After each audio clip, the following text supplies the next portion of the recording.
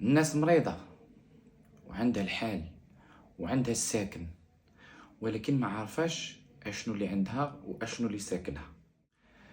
فلهذا بزاف ديال الناس كيطيحوا في مشاكل، لان كما كيقول المثل كثرة المراود كتعمي. كتمشي عند حد كيقول لها كلمه، كتمشي عند واحد اخر كيقول لها كلمه، كتبقى تالفه. فلهذا الا ما عندكش شي حد كتثقي فيه وعارفاه متمكن، فما تسمعيش الكلام اللي غادي يقول لك او الحاله ديالك اللي غادي يشخصها لك، انه غادي يقدر يكون عندك انت حاجه وهو غيقول لك حاجه اخرى. اولا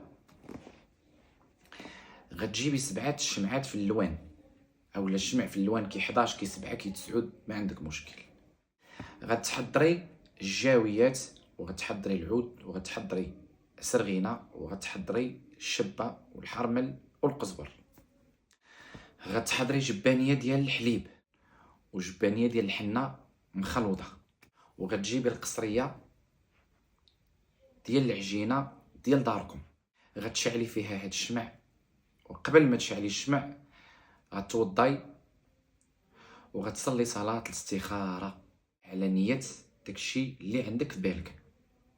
غطلبي الله اول حاجه، حنا كنطلبوا غير الله، ولكن على نيه باش تعرفي اشنو اللي عندك واشنو اللي ساكنك، وتكون شي حاجه اللي ربانيه. الحمد لله حنا كنقصدوا الله على شي حوايج ولا شفتيهم في المنام فكيقول لك رؤيه، لاننا نعستي على وضوء.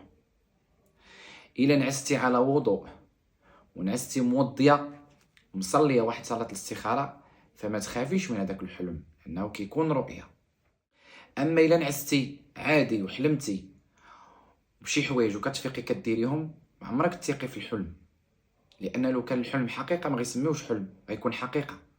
اولا فلهذا ربي عطانا واحد طريق، قال لك الا بغيتي تحلم صلي صلاه الاستخاره باش تكون الحلم حقيقي بنيه داكشي اللي في بالك، بنيه بغيت نعرف المرض ديالي اشنا هو، بنيه واش عندي سحر واش لا، بنيه واش عندي ملوك خدام من الجن اولا جن عادي اولا عوارض. داكشي اللي طلبتيه من سيدي ربي في السجده او في الركوع فغادي يتلبى لك ان شاء الله، لانك قصدتي الله وبغيت تعرفي اشنو مرضك واشنو اللي عندك ومناش كتعاني.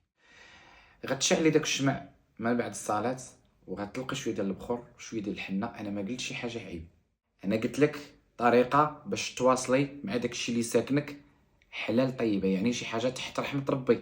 انت غطلبي الله، الا ما عندك والو ما غتحلمي بوالو. عندك سحر اكيد غتحلمي به، لان صلاه الاستخاره اكيد ومؤكده، والناس اللي كيصليوها راهم كيستيقظوا